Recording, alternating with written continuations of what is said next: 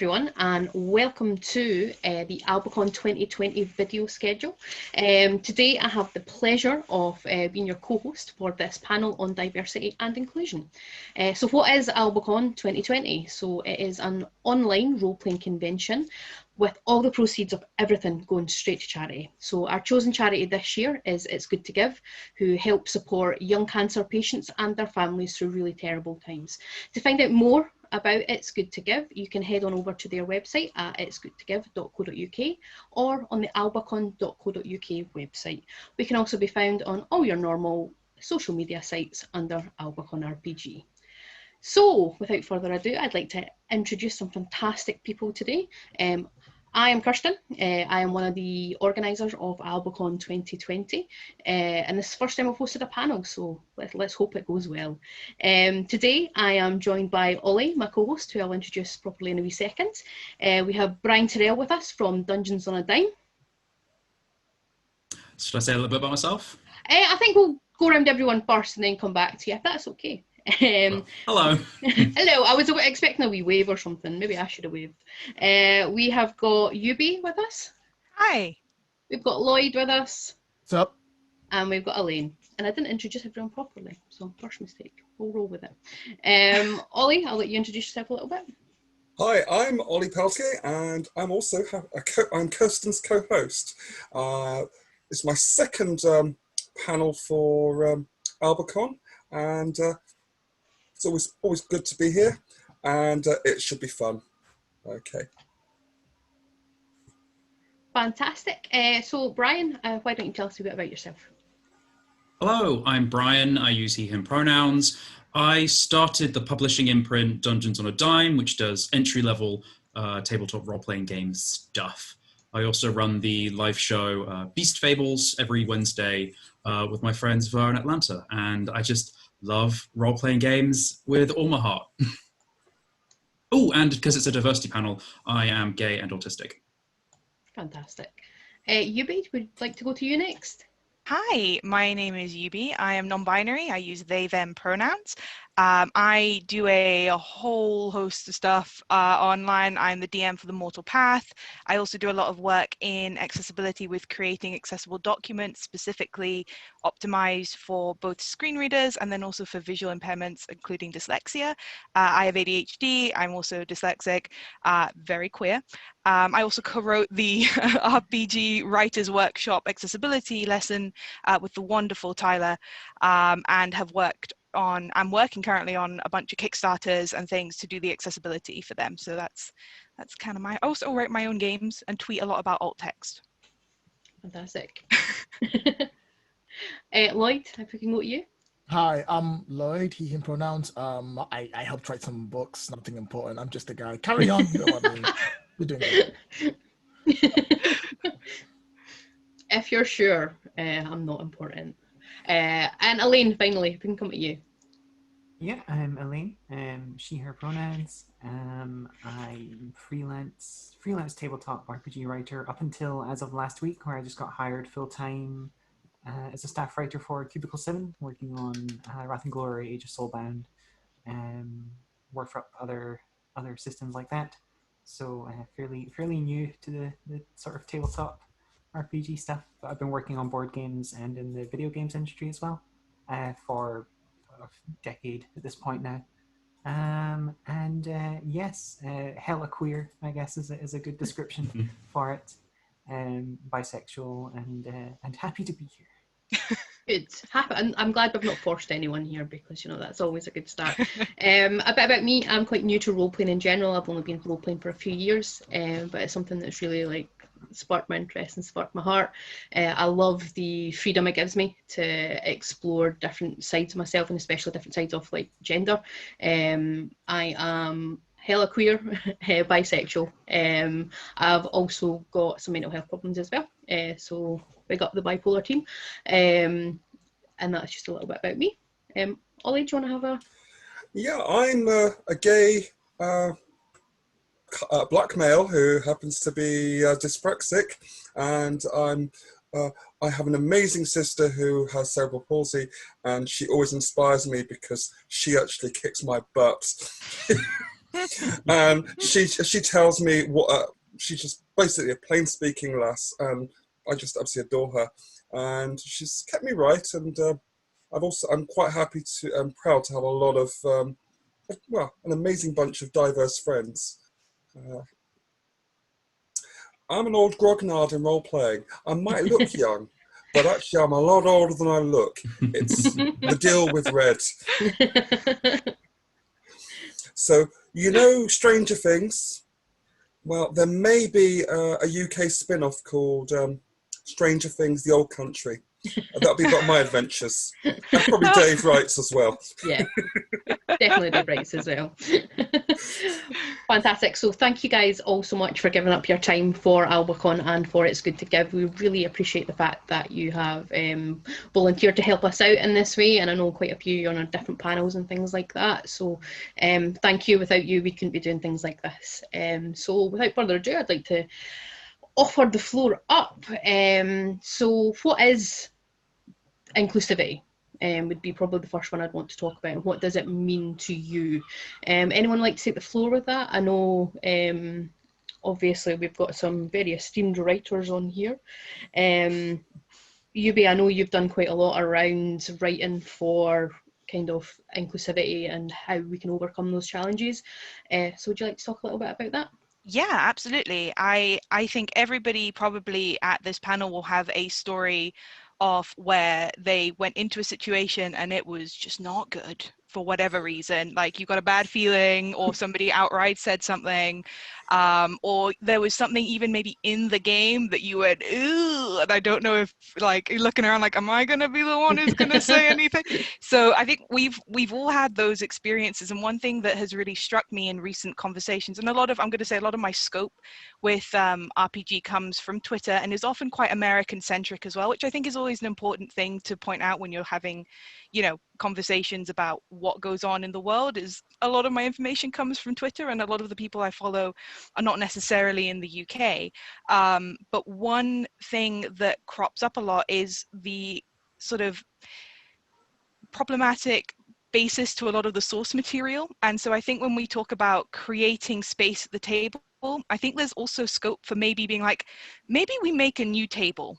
You know, maybe we also we're not just going to make space here, but we're going to make new tables, and we're going to say, okay, that's how it was, but now we're going to change that all up so it's new. So for me, it's not just like the kind of happy banner, everyone's welcome, but don't question the source material type thing. It's more like, okay, but let's actually make everyone welcome by re-examining what's going on, recreating and curating spaces. I don't know if my connection's cutting out, sorry.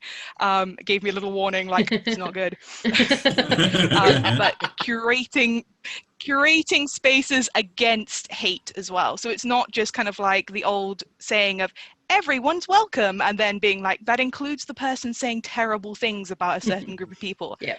I don't think it's that anymore. I think we're now beyond that. And it's like, okay, now when we talk about inclusivity, it's not the old space for everyone. It's actually curate your spaces so that there isn't that hate, that whatever to begin with. That's what it means for me. I think you're really right about questioning the source material and like not just letting something continue because that's how it's always been. It is about fresh start, fresh plate, and you know, we can do better. It's as simple as that. We can. Yeah. And unfortunately, you know, sometimes we need to be the people driving that. Thank you very much. Lloyd, anything you'd like to add? Obviously writing from Odysseus and things like that. Well, to be fair with you, inclusivity means that I can go into a group without feeling like I'm a minority is always my number one set. As a Black person in the gaming community, I'm always feeling like a minority wherever I go. It's just, I'm like, yep, here we are, the Black guy in the building. Woo! Okay. Oh, wait, there's one more. Yes. Okay, so when I got into role playing for the first time, it was like God long ago. I just figured out, got the book, started reading it, and even in London, it still felt like I was going into a new world. And the biggest thing for me that inclusivity comes to is also culture, because I was raised in Ghana, in Africa, and culturally, when you come into a group and all they do is quote 40 Towers at you and you've never seen it, you're not going to get the joke. And inclusivity is very easy to say, oh yeah, we're inclusive, we let people in, it's all good. But by the way, we're not going to quote Dad's Army for the next 20 minutes and the whole thing referencing it. And you're not going to know what the heck is going on and for more alien and more aside. If you want to big inclusivity, it has to not just be, oh, we have like maybe 2 Asians and 1 gay guy. That's enough, right? No, you gotta get the language. The language that you use at the table should also be inclusive. And that includes not using slurs. That includes using language that everyone can understand. Yes, everyone should have their own private jokes. That's all perfectly fine. We all want to be the knights who go knee. I get it. It's fine. I totally understand. But remember that there might be people at the table who haven't seen or grown up with your media, and just because they haven't grown up with it does not mean that you should ridicule them for it. That's a really fantastic point as well. Especially I feel now in the day and age where we are online for most of our sessions and things like that. People are coming from totally different backgrounds where you don't know what they've grown up with. So using the kind of the jokes and tropes that you might do with your friends on a day-to-day basis, actually you might actually exclude people because of that. So that's a really fantastic point. Thank you. Brian, would you like to go next? Yeah, I definitely agree with what UB and Lloyd have been saying. For me, inclusivity, when it comes to writing both rule systems and adventures and role-playing material in general, is all about, for me, facilitating people playing. I've come across a lot of bad examples of autism in role-playing games and a lot of negative tropes of all different kinds of, say, disabilities, because that's something that I'm more in tune with. And it can really just make me feel gross when you see some really, really bad examples of people trying to be, the air quotes, inclusive, but ultimately doing more harm than good.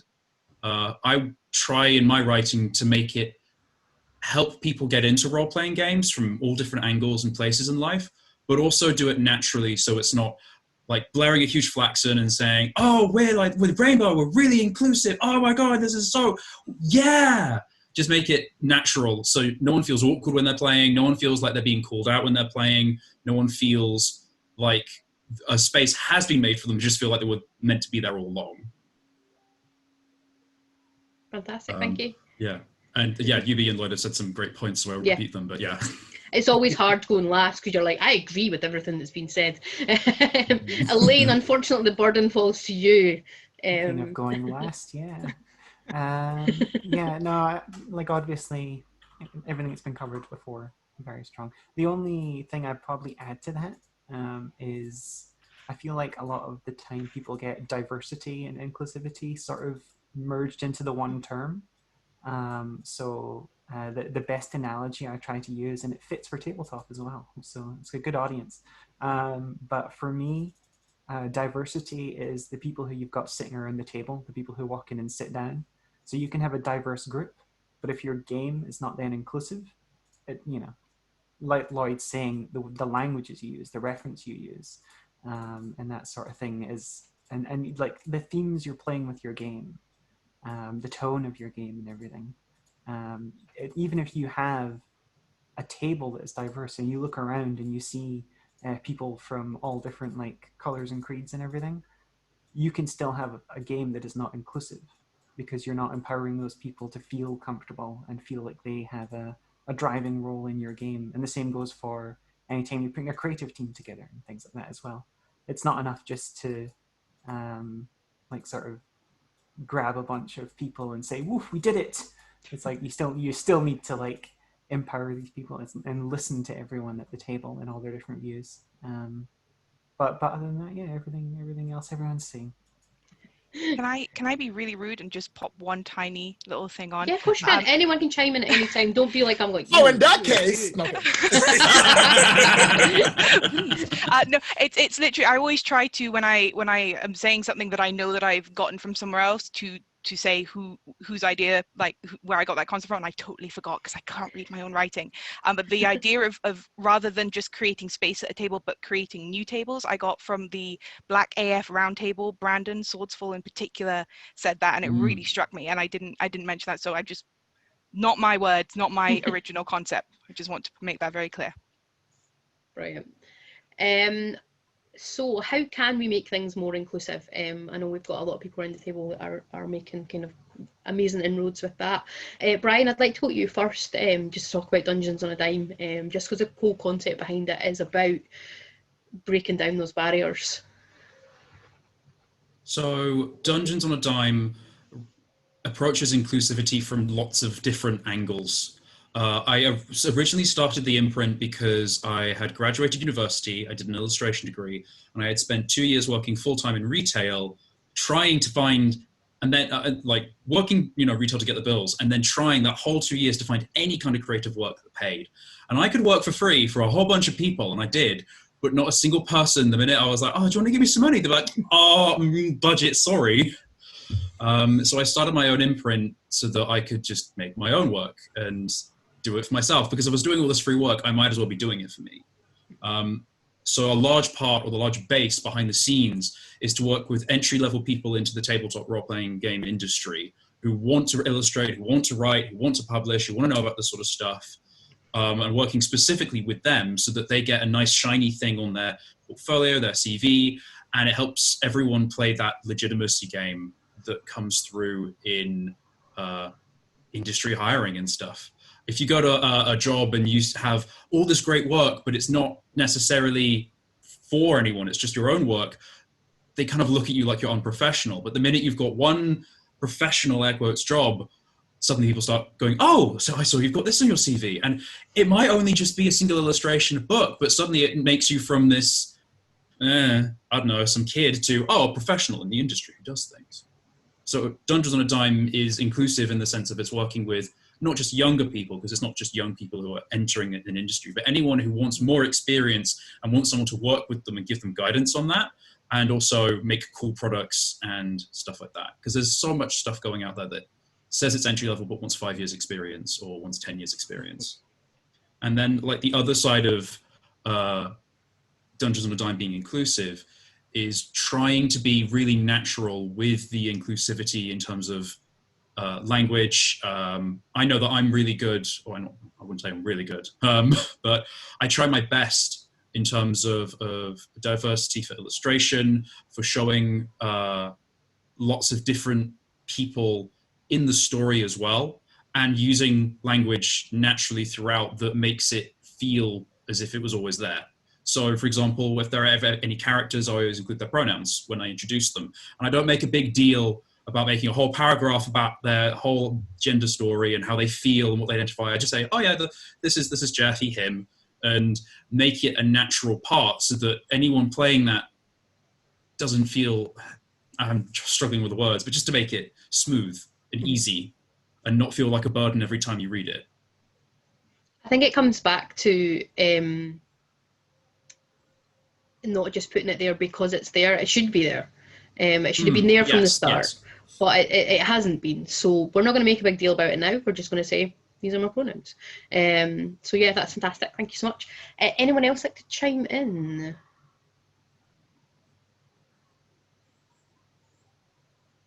I have a statement, but I'm not quite sure if I'm going to phrase it right, so bear with me.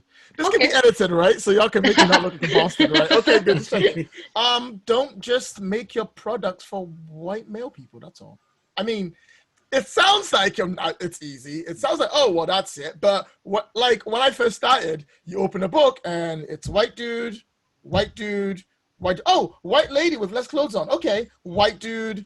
When I get to see heroes that look like me, it's the most simplest of things. Like you can do in your art, you can do in your language, you can do in the things that you reference. You can reference things that aren't just based on medieval England. Sweet Lord Jesus, we have games not based on medieval fantasy England that doesn't exist. Please God, you can do a lot of things with that. If you want to be inclusive, art is one of the easiest ways to do that. Your art should reflect that there is a diverse and a massive world out there that you can throw in and you can play as in your world, and you can use your art to tell that story.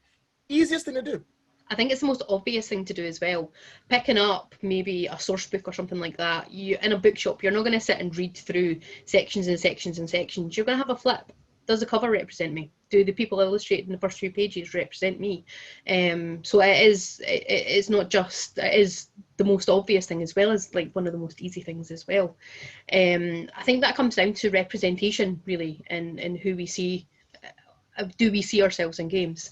And the big one that you just touched on there, Lloyd, is for me, female characters with no clothes on. Like, I'm not really interested. Like, I want to be badass. Like, I want any character I play to be badass and look badass. But I've got my midriff showing. You know, that's just asking for to get some sneak attack in there or something like that. I think one of the big things that I really loved was the Heroines in Sensible Shoes line, because it was like the first time I'd seen normal women. So that was like a big thing for me, seeing that, and I loved that Kickstarter campaign, one of my favourites. Yubi, would you like to talk a little bit about the work that you've done to kind of promote inclusivity? Yeah, absolutely. I think as Brian mentioned about very quickly, just like hiring people who are starting out, I think it's fair to say that the tabletop community is very nepotistic. It's who you know and what connections you can make, and I think that it's it's silly to pretend that as if you look a certain way or you act a certain way or you have certain friends, you are going to do better in some ways. And I think that, you know, that is something that as a community we need to address going forward. So, you know, like branching out with who you're hiring. If you're starting a project, you know, there are always tags going on of people promoting, you know, Black artists, people promoting artists of color. If you're looking for someone, like, take a chance on someone new, give them that opportunity, you know, like go into these tags in Twitter. And again, I'm talking from a Twitter experience, but they're there. You can find amazing people doing amazing work that are not holding the golden titles because they've been hired 100 times before because of who they know. And I think that, you know, when, like you said, when you're hiring diverse, you have to hire inclusive as well. So don't just be like, I hired one person who didn't look like me or acted like me and I did it. It's like, no, make a commitment to continue to do that going forward. So one of the things that I work on is I call it document creation, really, although quite often it's like document fixing, like a little document doctor who goes into your PDF and goes, no, I can see exactly how you wrote this in InDesign, and you did not understand what the layers and the tagging orders were for. So what I do mostly is I fix PDFs, or I create a secondary one that is meant to serve as an aid to your first one. The way that I break them down is between stylized, which is your one that's full of your graphics, your fancy fonts. It's got all of your, you know, your fancy looking stuff in there that doesn't necessarily work on screen readers, doesn't necessarily work for people with dyslexia, color blindness, anything like that. And then your accessible one, which is black and white, high contrast, laid out in paragraphs, dyslexic font, proper spacing, formatted for reflow so that you can really zoom in without it breaking everything. No images, but image descriptions. Works perfectly on a screen reader and is meant to serve as a secondary aid. And then I take your original one, and quite often I have to strip everything out from its innards when it comes to its tagging structure, and I put it all back in so that a screen reader user can use both perfectly. And then, so because I have ADHD, I have dyslexia, I can't read columns, my brain just jitters over them. Italics I find really difficult, so quite often I'll get halfway through a PDF and then you'll get like a handwritten letter on parchment from blah, and I'm sitting there like, I can't read this. So that's when I would use this accessible document where I would skip to that part and I would read the letter and be like, oh, that's what it says, and then be able to move back over. So what I try and do is to give more options, because I think when we talk about accessibility in the sense of not accessibility in the sense of like having diverse people on your panels and in your shows, but the literal document creation, the best thing you can do is give options, because often it's one PDF, and if that person's been really naughty, they've rendered it as a single image, like each page is like one image, so a screen reader's got no chance. And you know, like you try and copy and paste text, and it's like, nope, this is one whole thing. And you're like, not going to work. So that's what I try and do. That's what I try and bring to the table. I don't do really sensitivity readings, and I don't really like write in parts to do with disability, although I can have a look over for sensitivity reading. But really what I try and concentrate on is the actual physical creation of documents, because there are loads of other people out there who are doing amazing things with sensitivity readings, you know, writing with diversity in terms of disability and things. And I'm quite happy to stick to my little drawing in there and the tagging structure and, you know, leaving the rest to other people. Can we just have a group agreement that cursive writing in RPG should stop forever? Please, I I can't read it. It's just Yes. weird. I can't read it. It doesn't look that nice. No. We don't want it. No one has that incredibly perfect handwriting that no one can read, and yet it's also in know. there. Can we just stop? Can we just Please. take that out? Yes. Yeah. I don't have any challenges on reading, but still I'm like, what is this? Is that a C? Is that Like, who thought this is okay? Like, who did? Okay. Anyway, carry on. Thanks so much. So we've obviously got people who have been in the industry a very long time. So what kind of challenges within the gaming industry relating to inclusion and things like that have you faced, and how have you overcome them? Elaine, I wondered if you maybe wanted to speak about this. Sorry, run that by me again. So just around some of the challenges within the gaming industry relating to inclusion. You're obviously someone who is in a very white male dominated area and have been for quite some time. So I just wondered if you maybe wanted to talk a wee bit around that. If you don't, it's fine. I'll move on. Yeah, no. Sorry, it was just it was a change. My brain was ramping up for a previous. Go talk. I guess it was just a last touching on like what we could do for inclusivity, what Yubi was talking about and everything. My final thing was just hire sensitivity readers and pay them as well, because the number of times I feel like board games can be quite bad for them as well.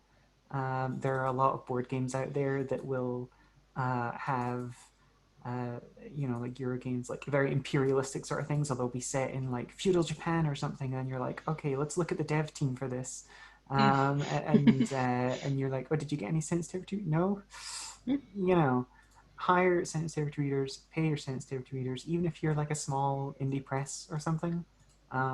You can always afford to go out and get some sensitivity readers, and that's like a big step towards inclusivity, because nothing's going to instantly put someone off than opening up a role-playing game, a book, or a board game or anything, and instantly seeing something that's just like, well, that's incredibly insulting and stereotypical or something. It's just such a simple step. It's like, do I honestly know? Do I have lived experience of what I'm writing about here? Yes, no. If answer is no, find sensitivity readers. Very, very simple. But it seems like a step that still gets missed a lot. Imagine just a giant flow chart. Yes, no. Sensitivity. Yeah, just yes or no. Something that could probably, like, that's a good Twitter post right there. Do you know what you're talking about? Yeah. Okay. Probably tell me. There's not a lot of people on Do Twitter, you I think. really know what you're talking about? Are you sure? Think about it again. Are you sure? Go back. Are you really sure? Higher sensitivity. Yeah. Yep. Higher sensitivity reader anyway, basically. Yeah, Fantastic. So, Thank you for that. Sorry. So challenges within the gaming industry. Anyone would you like to take a go at that, Elaine, or anything you'd like to talk about specifically, or? yeah, I guess like this, and this is touching a little bit on sort of what we were saying near the beginning in terms of there's a lot of legacy in tabletop role-playing games. Like we're talking about the number of games that are set in a medieval fantasy. And the instant people talk about medieval fantasy, because we have this massive foundation of medieval fantasy, everyone expects it to be Tolkien-esque and all these sorts of things. It is an industry that is rife and laden with baggage. And anytime you want to change that baggage, you meet resistance. Primarily, the way I always feel is that people have a habit of tying their personas and their personalities up with the things they buy or consume. So the one I always like to use is Harry Potter. You know, people are like, what house are you? And that becomes part of their identity. So then if at any point someone decides, okay, we're going to update, we're going to change, we're going to make this old thing more inclusive, more diverse, and people are going to suddenly be like, well, hold on, I'm attached to this and what it says about me, and you're changing it. You're changing this, and it gets this really sort of knee-jerk reaction from people a lot of the time. I feel like that's kind of probably, I would say, like an immediate point of friction, is that you're anytime you wade into the waters of designing anything, you've got to always, you're struggling with the current that's been going for 50, 80 years or so.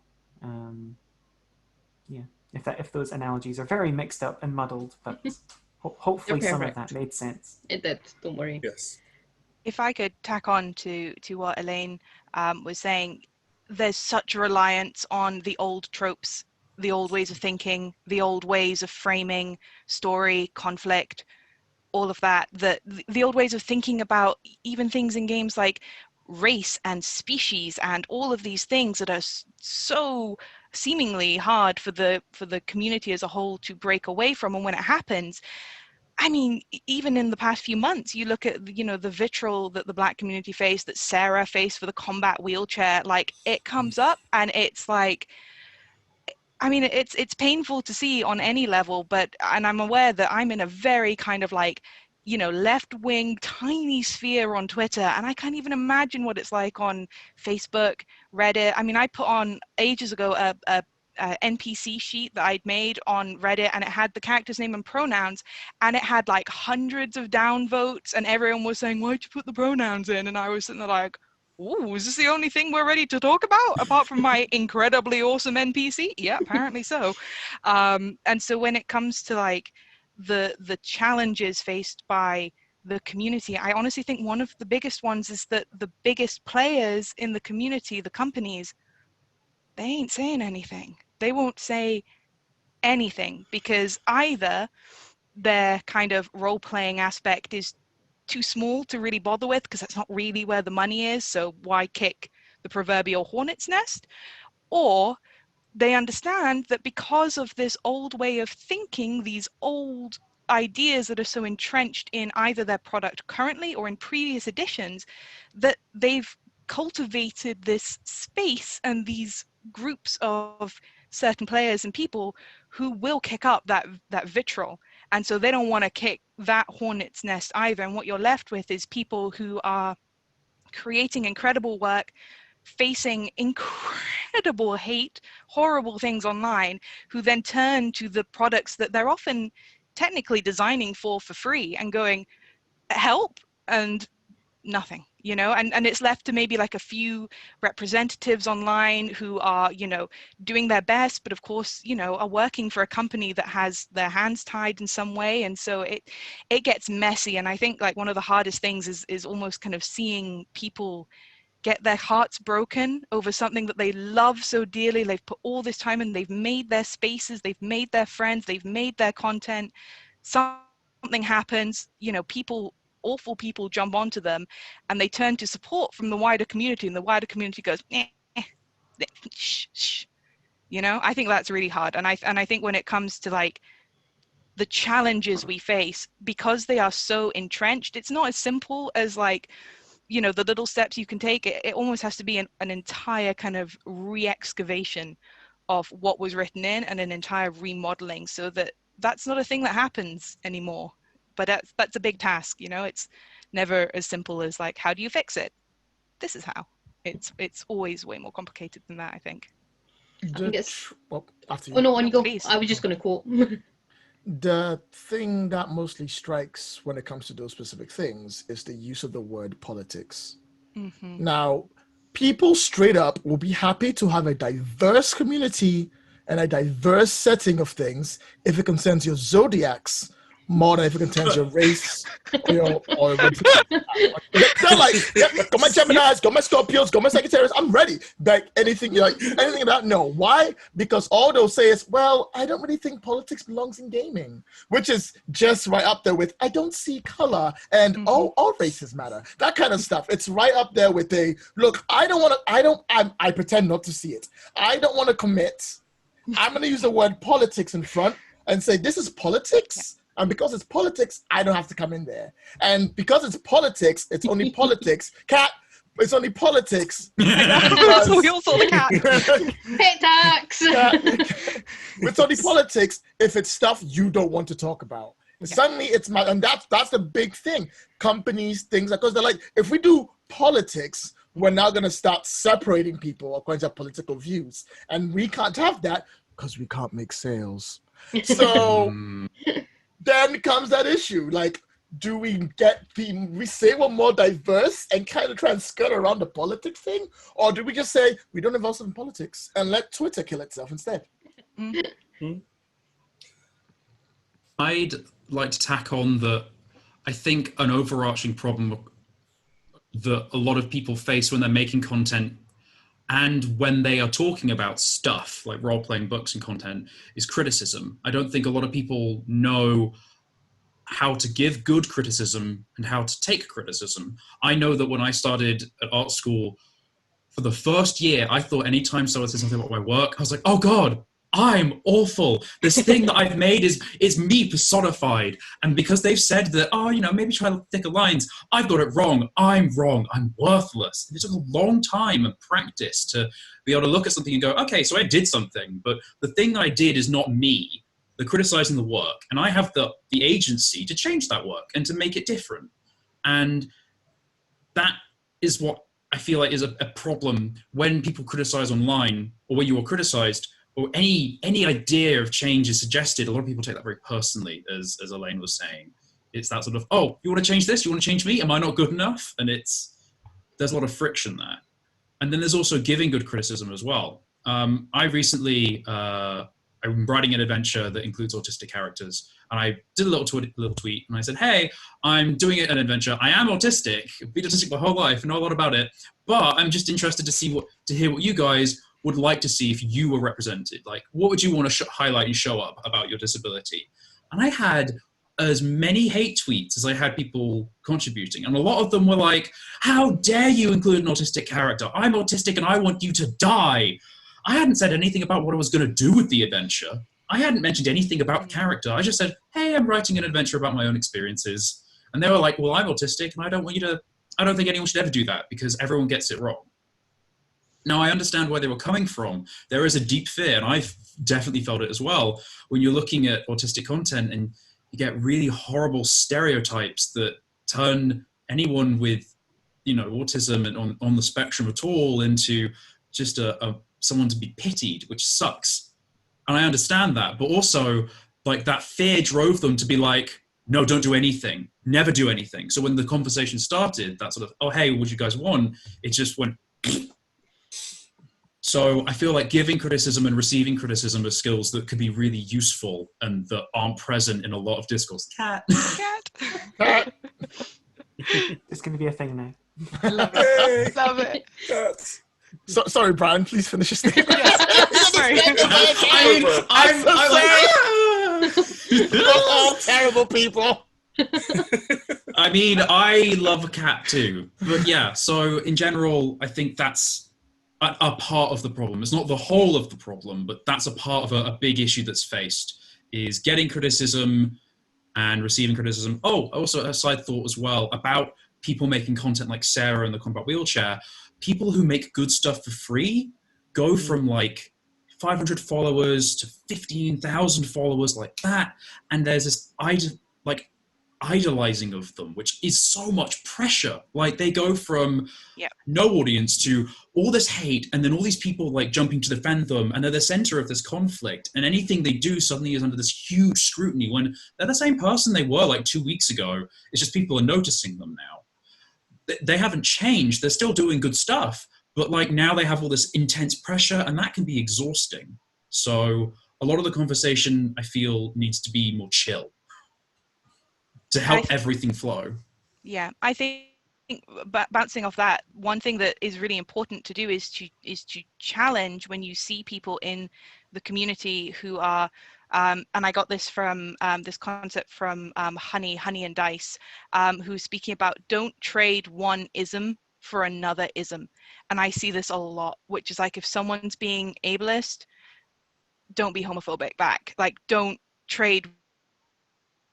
That it's really important as well, especially in the tabletop community, is, you were talking there was a lot of people who used wheelchairs who were saying, I don't want this in the game, and it's that same kind of like fear, but it's about not turning on the others in marginalized communities. Like, I don't think it's a stretch to say that, as somebody who is white and queer and disabled, that the queer and disabled communities, the white queer and disabled communities, have like huge racism problems. Like, we're in the UK, we see it, like, it's true. And don't let that be a thing that you indulge in, especially if you're getting heated, especially if you see somebody doing something that is, really awful.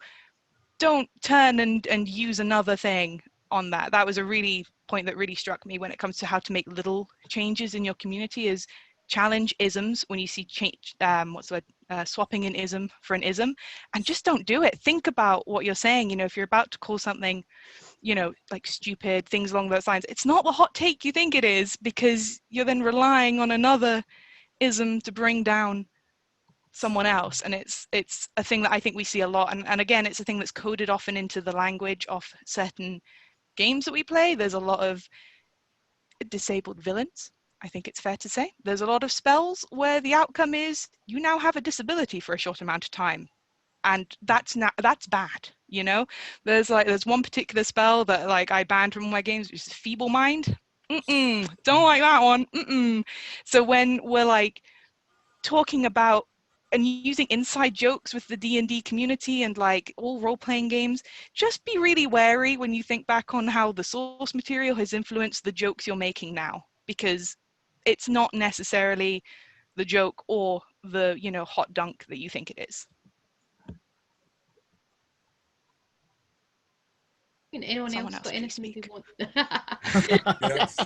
I'm kind of like waiting for silence to move on, kind of not kind of Good luck when I'm at the table. slickly. Yeah. Dang, Yubi.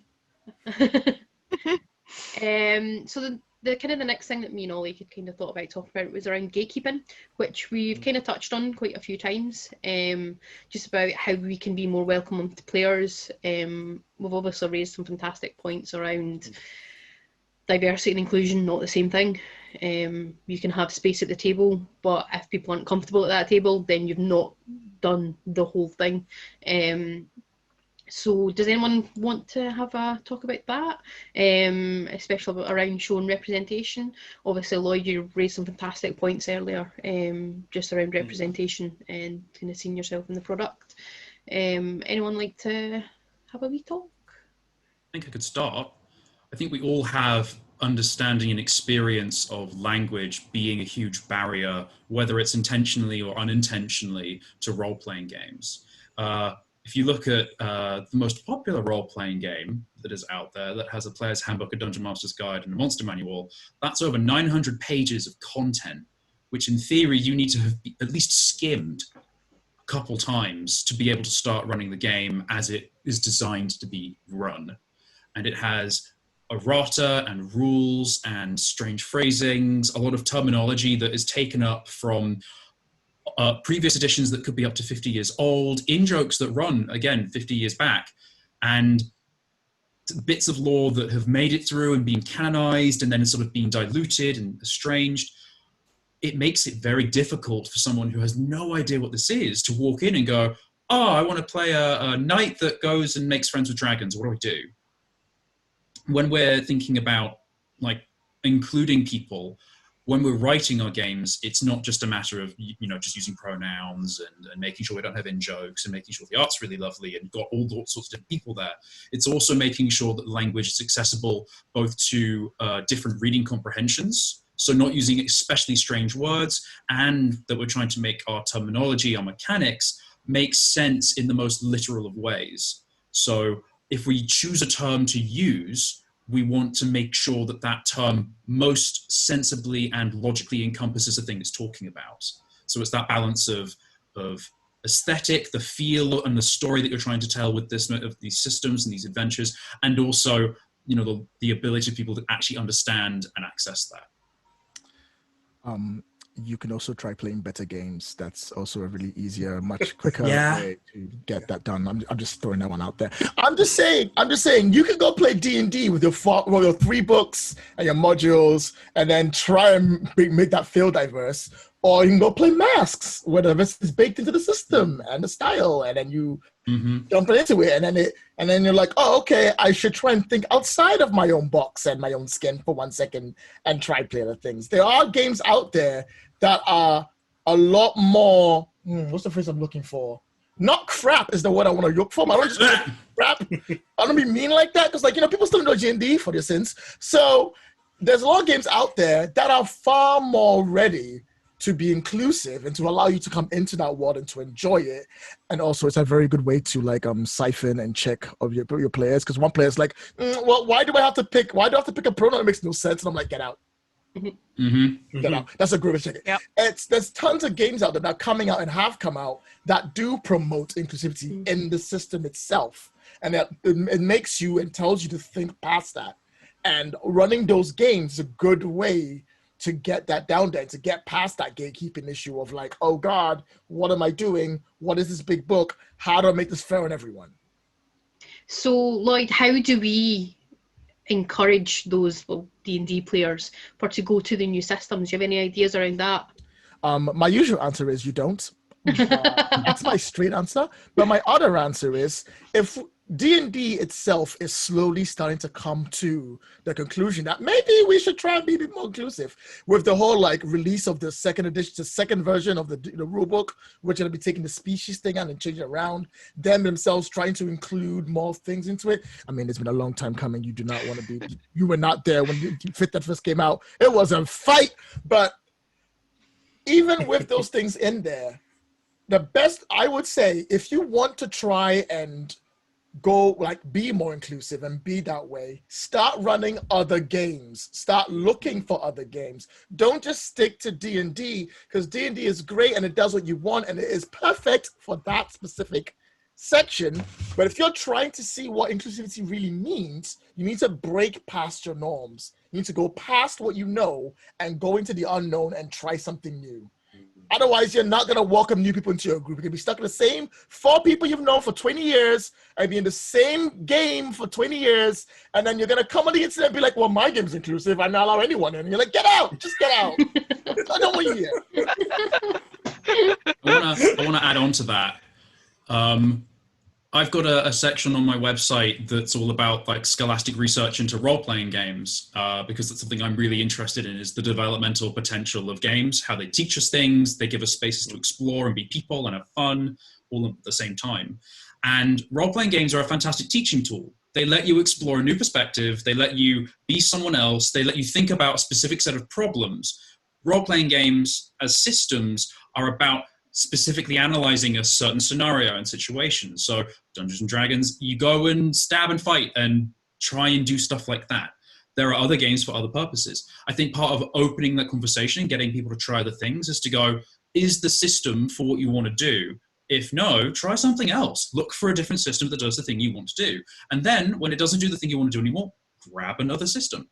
And seeing it as like, oh, I like to eat lots of food. I'm not just going to eat curry every single time. And I'm not just going to keep reflavoring the curry until it's something that I like, because ultimately I'll just end up with, like, a cinnamon raisin curry and it'll be really gross and when I could have a sandwich, or I could have soup, or I could have, I don't know. I actually haven't tried a cinnamon raisin curry, so I'm not going to make any comments about food, but, like, go on. I'm just saying, like, cinnamon raisin curry sounds hot. I'm down. If you want to out there, carry on. Yeah, but there is a lot of variety out there, and if you want to chew on something, then you don't want to have a soup where it's all smooth. Like, look for those different systems and have fun with them and recognize what the mechanics are doing and be more aware of the mechanics are doing. So often you see people playing a specific system they love, but they've modified it to the point where it doesn't resemble the system anymore. They still call it that system, but it doesn't at all do anything that it used to do. And essentially they are doing everything but playing another system just to get a different experience, when it'd be much easier and better for the indie community, and better for everyone monetarily, and better for their own pockets, because indie games tend to be cheaper because they're smaller, to play something else. I think adding on to that, though, it's always important to remember that learning lots of different systems takes time. It takes effort. It can be difficult. As somebody with learning disorders, sometimes I've bought a couple of games and I can't understand them. You know, and that goes back to accessible writing, making sure that from the start you have set it out in a way that's understandable. But when we talk about things like, you know, people who use screen readers, I mean, it's very rare that you find an indie game that, even the source material for some of the big companies, that is going to work on a screen reader. And then when you factor in how much content there is out there of people playing certain systems and how much you could potentially learn from watching that, compared to how much media there is of people playing other systems for people who maybe learn better with video tutorials, somebody explaining them, or in a group where there is nobody else who's ever played anything other than one particular game and doesn't know how to teach it and doesn't know how to begin playing it. I think it's also a thing that would be great for the community, would be to go forth with the idea that we should be playing lots of different games. No matter what you play, you should be playing more than one, because it's fun and things do different things and you're supporting indie communities. But also understanding where there's a difference between shan't, I won't, I refuse to, and I struggle to do this. And it would be great to see more kind of like community events where, you know, not even big streams, but big streams, big podcasts, big, you know, TTRPG things would do kind of intro sessions to smaller games, to new things. So what we try and do on the Mortal Path is we play our main system, no longer in 5th edition D&D. We've made our own system for it. But for a couple of years now, we've been playing like our own like little indie games, and we've taken like, you know, ones that cost like $2 or $3 on itch, you know, and we've done loads of different things to try and be that, because I struggle so much with learning new systems. And it's a thing that, like, I need my handheld. I often have to sit down with people and they basically have to read it out to me and explain it, because I maybe just don't get it in the format it is. So when we talk about expanding and branching out into new things, it's also doing that in a way that is actually going to enable other people to join in. And that's not just monetary, time-wise, which is very important, but it's also down to the accessibility of the content itself, and maybe making a push to make more media showing these other things. And that is a gauntlet I will throw down to streams, podcasts, panels, everything, to be like, I know that you'll get less viewers, I know, but give it a go, because the one person out there who's trying to work out how to play this game and who finds your VOD, who finds your podcast episode, would like, yes, okay, I got that rule. You know, I learned how to play Blades in the Dark from listening to the Magpies pod, because I read that whole handbook and I came away like, I don't understand a word, didn't get it, not at all, you know? So I would challenge people to, like, you know, who are already creating media to branch out, to do that, and to be kind of vulnerable with it, to understand, okay, you might not get the views on that one session, you might not get it perfect the first time, but like, do what you want others to do. So put that out there as well. I would also like to, speaking of throwing down gauntlets, it's one thing that I don't think's touched on too much, but think about where you're running your games and the environment. So, you know, there are a lot, if there's any little game store folk listening to this podcast right now, I get it, I'm bi. I like a little bit of like TNA sometimes, that's cool. When you're trying to show up to sit down in a room for 2 hours to play a game, and there's a wall banner of a armored bikinied wham like posing right over you with everything showing and stuff, it kind of doesn't feel very good. When you walk into a room and you sit down to play a card game across from someone and they roll out a playmat which is borderline porn, and you're like, well, I honestly don't really know what your priorities are and what's going on in this store. Same goes for people who are like, okay, cool, we're going to run these weekly sessions and everything. We're going to run them in a bar. A bar. Okay, cool. Well, I'm not going to be attending because I can't deal with the sensory overload in there. It's not great for like wheelchair access, things like that potentially. Think about where you're running the games and the atmosphere you're running your games in. It might just be my experience in the UK, but honestly, I think I can count on one hand the number of times I have walked into a store or an event space or something and felt this feels like a nice place I can chill out and play a game for 3 hours. Because that's what you're essentially asking people to do. You're asking people to sit down with a group of friends and be vulnerable, because role playing in itself is kind of a bit vulnerable. You're always injecting a bit of yourself into your characters and trying to share a collaborative experience. And I can't do it if there's a freaking wall banner of porn right across from me, or I'm sitting here and there's a 17-year-old boy who's looking between me and the pornography behind me. Like, what you want to see some conflicted faces. That's where you go, but it's not going to make a good role playing experience. Let me tell you. So that's just it's a little side one. I think a lot of it right now is falling by the wayside, obviously with the ongoing pandemic.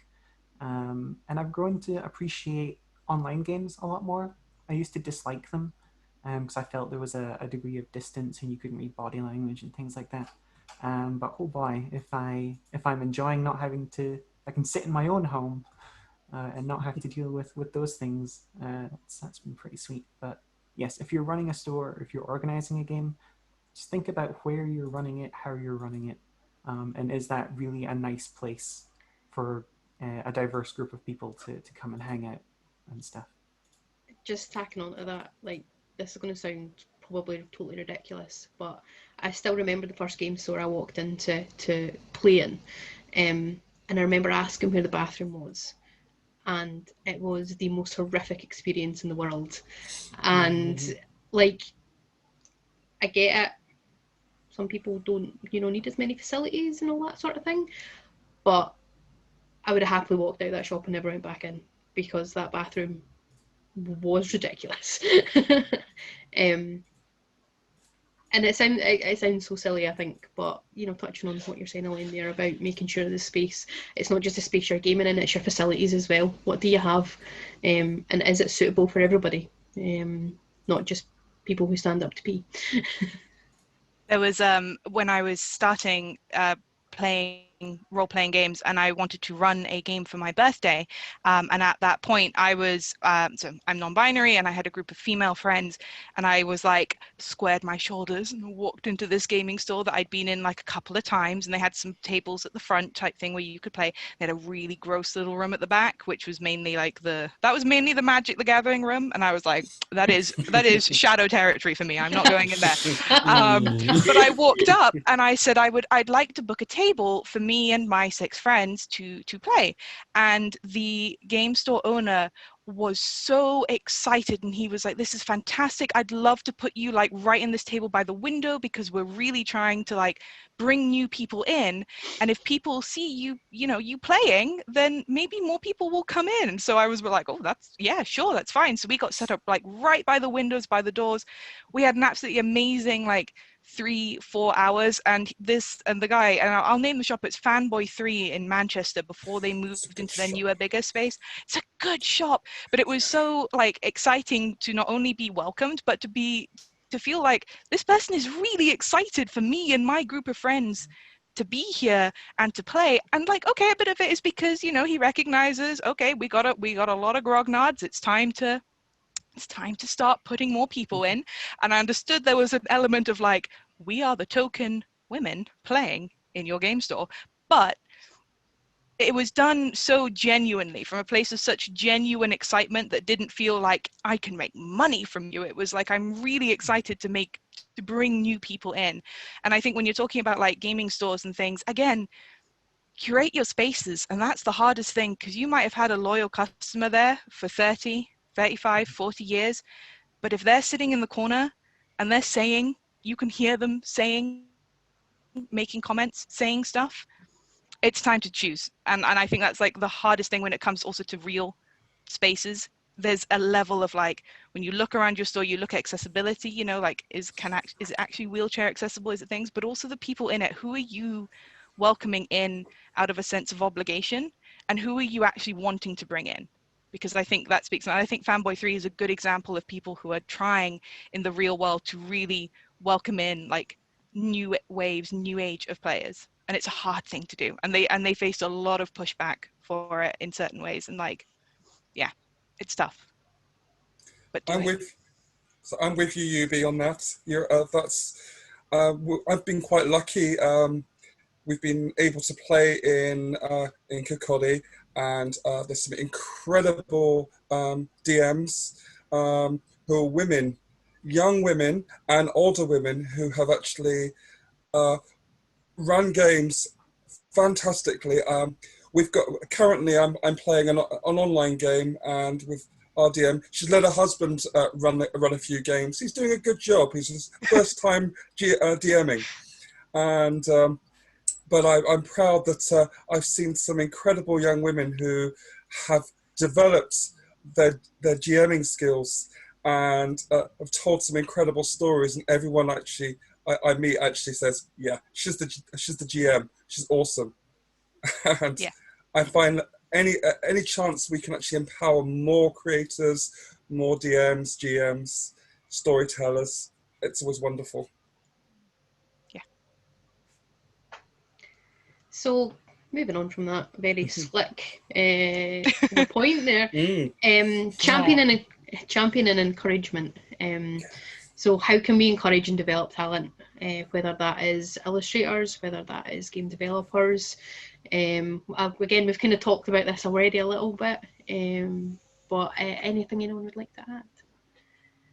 So in terms of developing talent, this is something that I offer as part of the deal, I guess, of working with Dungeons on a Dime, is that I work with people who are new to this, and I take the time to explain the whole process if they don't know it, to see if there are any gaps in their knowledge about publishing, about basics that might be assumed if they're doing an air quotes professional job, even though Dungeons on a Dime is also still a professional job, but making sure that they understand everything, and that if they have any questions, I'm there to answer it for them, and I'm paying them a good rate as well. I'm not just, you know, oh, do this for free and you get to learn something. It's not, you're doing work, you just need a little bit of extra help. So like encouraging new talent is making sure that you know they can do the job. They just might need like one extra bit of help. They might, you know, ask a question here and there, and just being open to that, being actively open and saying, hey, you know, we're here to help, and we're here to just, you know, help you do the thing that's really cool so we can make something that's really cool. I work with a lot of illustrators and for the different books that I do, and it's nice to also give them examples of work, of both good work and less good work and more problematic work, and point out what makes these things good or not so great, and to say, hey, this is something that's really fantastic because it's doing these things. When you're thinking about working in this specific way, think about these things. So for example, I know that there are some books out there that have images that splat right in the middle of the book, and they split and they have the text wrap around it, and sometimes you get sentences where like it's like 10 words, 9 words, 7 words, 2 words, 1 word, and just then it's a mess. And going, if you want to do an illustration and you want to go in the middle of the page here, let's make sure that it's small and it fits. And if it is going to have to wrap around text, it does these things. And explaining the whole process, not just saying, I don't like it, don't do it, make it different. Being like, here's the concern, here's why this is, let's grow from this. And then you have these tools in your tool belt to take on to the next job and do even better and even better and even better. It's almost like an informal sort of mentorship there, of, for some people who maybe do need their hands held a little bit and shown things, and then for the people who are maybe a bit more independent and just have questions they kind of here and there. That's a fantastic thing, really fantastic. I'd add on to that, it's not just if they need their hand held. There's a lot of stuff that people just don't know. Like I only found out about screen reader like tagging and all of that like 6 months ago, and I have been trying my hardest to learn everything about publishing because I started from an arts background, not a graphic design background. So I'm trying to learn all this stuff, but I just haven't encountered it in the discourse that I've been involved in. And then when I did, I was like, damn, I need to do this. And so I've been going back through and doing that retroactively with the work that I have as best I can.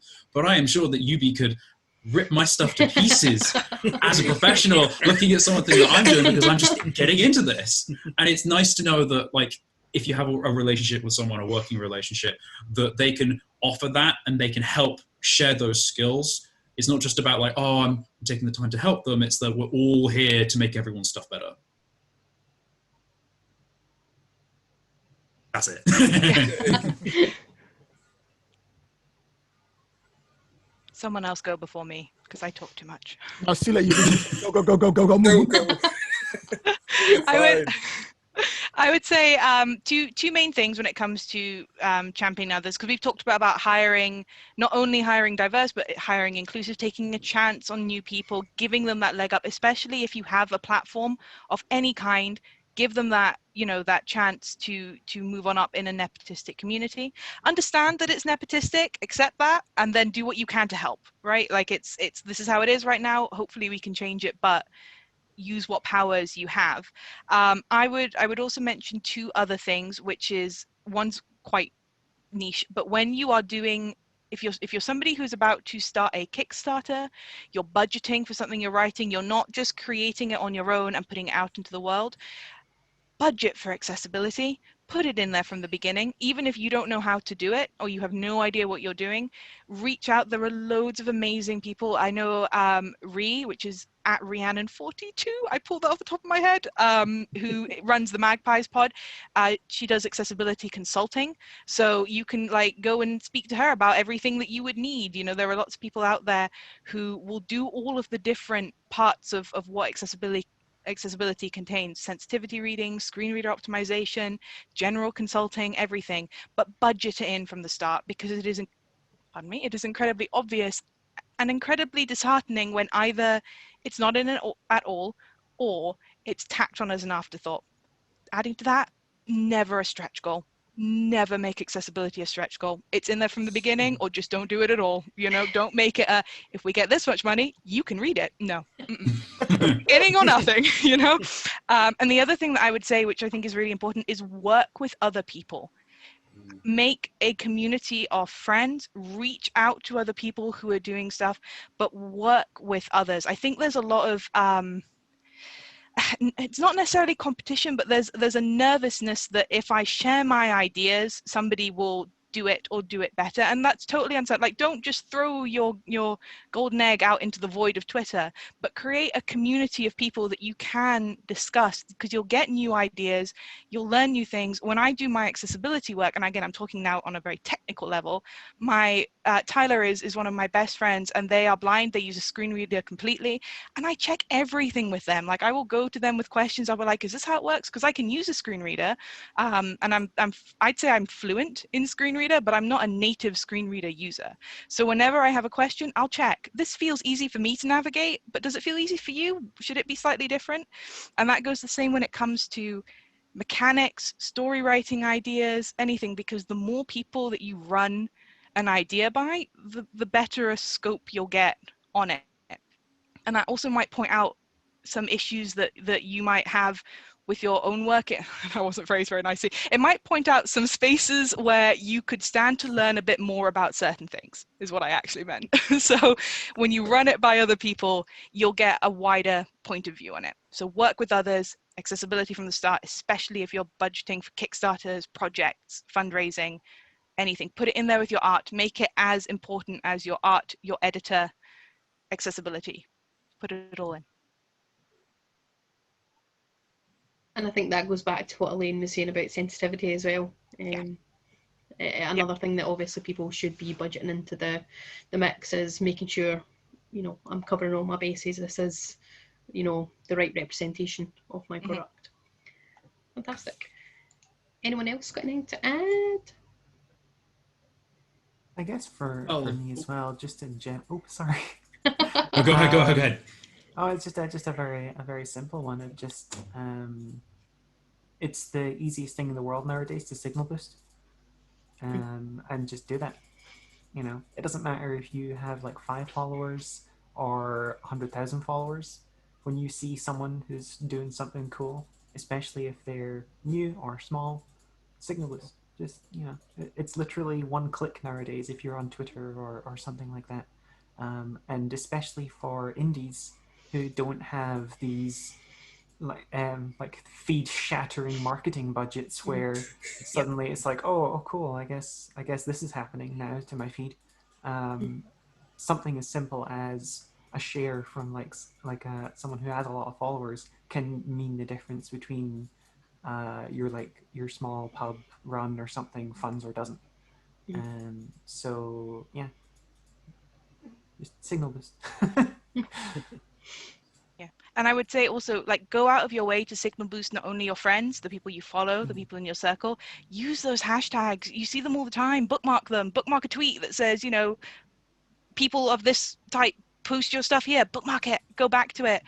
Slow Friday afternoon. I'll go retweet some stuff from that tag. Like, you can use your platform in that altruistic way beyond just the nepotistic circle of your friends, who you should be supporting as well, you know, but branch out. Find new people. Just had a little extra tag for in terms of a fear of sharing online. I don't think there are very, very, very few new mechanics that are made in role-playing games. They are all variations of each other. They are all very slightly different. So anything you make is not going to be unique because you've decided that you're using a D12 instead of a D6. What makes it unique is your voice and the way that you write it and the way that you structure it and your vision for the story that you want to tell. So ultimately, it only gets better if you share it, and it's only you who can write it. Don't worry about the idea because you're the one executing it and making it brilliant.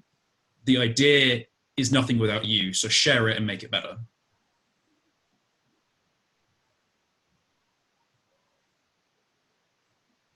Fantastic. I think we've covered quite a lot of really interesting points today.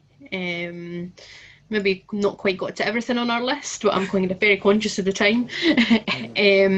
But certainly, like, I've learned a lot, kind of, especially around kind of sensitive kind of screen readers and things like that. Something I've never had to consider. So it's obviously something that I'm going to be looking for in products going forward. Anybody got any kind of closing remarks just before we disappear? I have a surprise. I have a small one. My number one accessibility tip for Twitter.com. Write your alt text. There's a little button for it. It's there. Write your alt text. And if you're doing a promo tweet, you're doing something that you're going to tweet again, take that alt text before you post it, save it in a notepad, and you got it every time. You don't need to keep rewriting it. So it's a tiny little thing, but a lot of people are like, oh, and I'm like, yeah, save it, because even if you do a little variation, you've got anything that you're going to be tweeting a lot, save it, and make sure that all of that information is in there. Just Google good alt text practice. You'll get 100 million articles on how to do it, but have that little notepad. I have it for all of my tweets about my games, my podcast, anything. I have the alt text saved that I don't have to write it out again. It's just there. It's the easiest little tip. Mine is, if you think you're being inclusive, you're probably not. Don't think, well, I'm sure I've got this right. No. Always remember that there are other perspectives other than yours to look at, and keep your eye out so you can know those perspectives and you can understand them.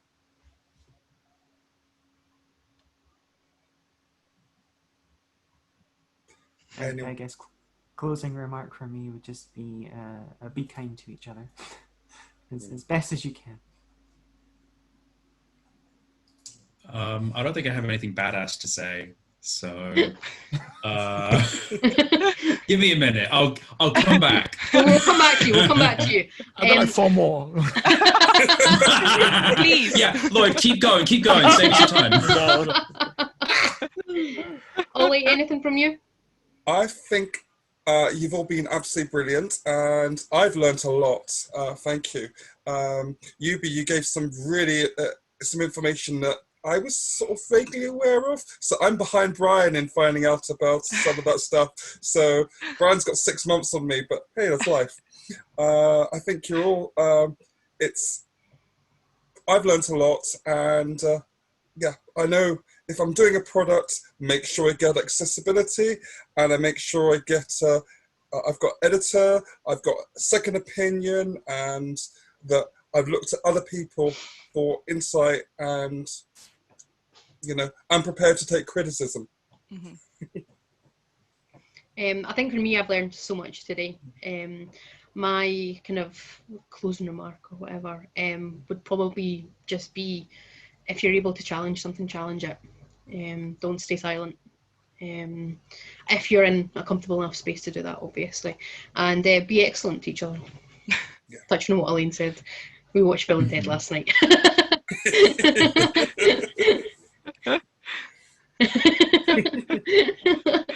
Brian, more time? Do you want me to keep filling? No, I got it. Yay.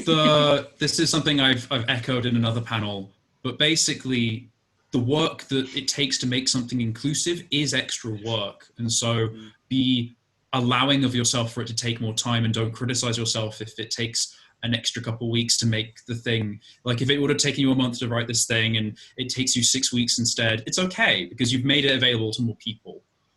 You have to wear a lot of hats, especially when you're working as an individual or as a very small team in the role-playing industry or any publishing industry. So allow yourself more time to do more work. Don't imagine that this is going to be like, perfect immediately. It takes time to learn these skills, and it takes time to incorporate them as well. I think the right path and the easy path are not always the same thing. So it's choosing to make that decision to go down there. Thank you so much to everyone who has joined us tonight. It has been fantastic. I just want to thank you guys for being so friendly and not jumping on my newness. Would we like to go around the room and just let our viewers know where we can find you? Social media and things? Yes, please, because I want to find everyone else here. Brilliant. Brian, do you want to start for us? Yeah, so you can find me, my website is doad.co.uk. I am at Dungeons on a Dime on all social media, and you can find all my general bits and bobs via a quick short Linktree link. So it's linktr.ee, so linktree/DOAD, and that's me. Fantastic. Yubi? I was writing it down, sorry. Oh, is it that's fine. DOAD or DOED? DOAD, so AD. Dungeons on a Dime. I also put it in the chat yeah. so you can just see it. Oh, yeah. Thank you, David, right. Or Lloyd, even. It appeared above David's It's name, fine. so I thought it was David.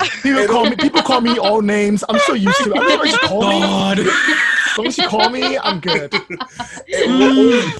the links will be posted, and so everything will be shared. Brilliant. So you can find me mostly, I think, on Twitter, which is at uzbadub, which is, I'll do it in the phonetic alphabet. So it's Uniform Zulu Bravo Alpha Delta Yankee Uniform Bravo India. So Uzbad Yubi. Uzbad meaning king in Kuzdul, which tells you where my origins of fantasy came from. I also run a podcast, The Mortal Path, which you can find on iTunes, Podbean, Spotify, The Mortal Path. And yeah, if you go to I would go to my Twitter, you'll find everything else I do there with games and accessibility and stuff there. Yeah, I never mentioned at the start, but I also work with Dots RPG project, which is a charity within the TTRPG community focusing on accessibility, and specifically with alt text, braille, screen reader, and that sort of thing. So you should check out Dots RPG as well. Fantastic. Elaine? Yeah, I'm Elaine Lithgow. Best place to keep up with me is on Twitter, where I am very originally titled at Elaine Lithgow. And you could also catch up obviously I'm working for Cubicle 7 now. I think they're just at Cubicle 7 on Twitter and all their various books and bits and pieces. If you want to follow what I do in my spare time, I also make board games and tabletop RPGs with Heart, with our little 3-person dev team. That's my fiance and my friend, and we're at Team Digisprite on Twitter. We've got a Kickstarter going right now. It's a game about brewing alchemy in Scotland. It's all Scottish folklore. It's very cute. You should totally go and check it out and back it. I had a look at it last night and I was like,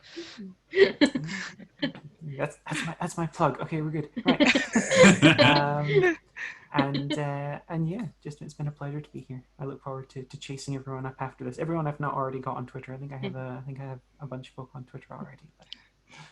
And Lloyd? I'm just simply on Twitter as Drugged Dwarf with 2 Ds, just so it's all kept up, and that's it. I mean, that's it, really. Everything is working on. We can figure it out later, but yeah. Come find you on Twitter. Yeah. Perfect. Thank you everyone for your time, and thank you for the viewers out there watching. If you do have space in your heart and in your purse, go to albacon.co.uk either to sign up for some role-playing games to help support charity. We've also got a donate button on there, and we've also got t-shirts as well. So lots of ways to raise funds. Every penny or pound you can kind of give towards it really makes a difference to us. So thank you everyone for your time today. And that's it. See you next time, guys. Thank you very much. Bye-bye. Bye. I don't know how long to keep waving for. I think that's